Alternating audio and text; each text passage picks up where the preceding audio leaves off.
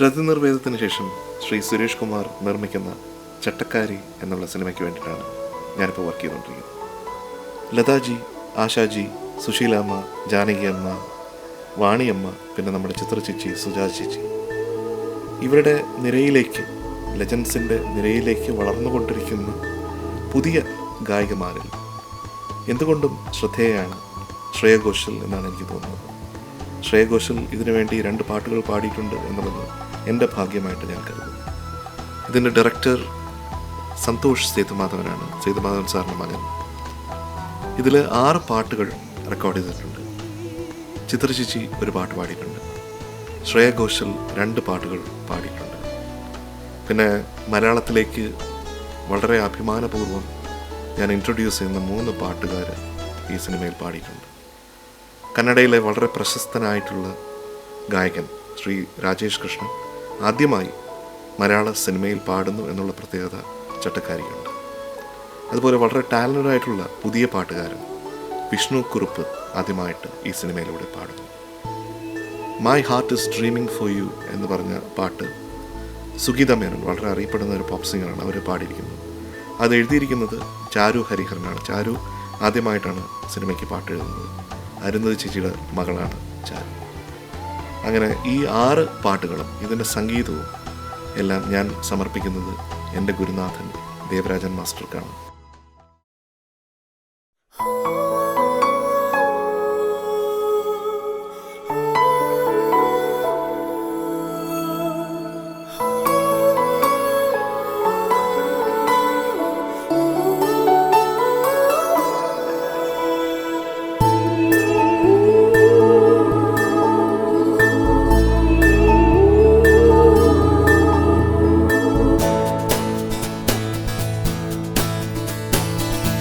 കുറുമൊഴിയുടെ കാട്ടിലെ കുളിരൊളിവിൽ നീളവേ കനവു നെയ്ത നെഞ്ചിലെ കവിത മോളി മെല്ലവേ മിഴി തിരയുവതാര് ദൂരെ ജനുവരിയിലെ പൂക്കളെ.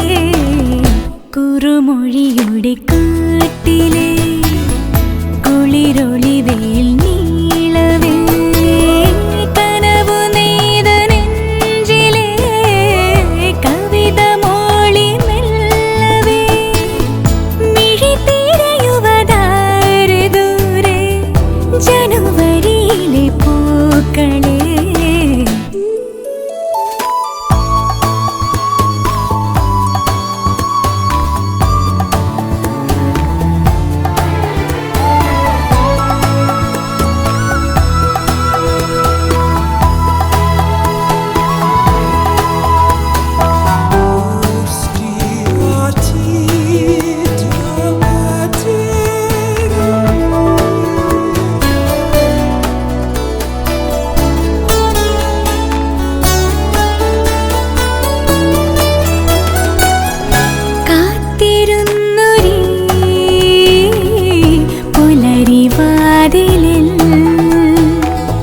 സൂര്യകാന്തികൾ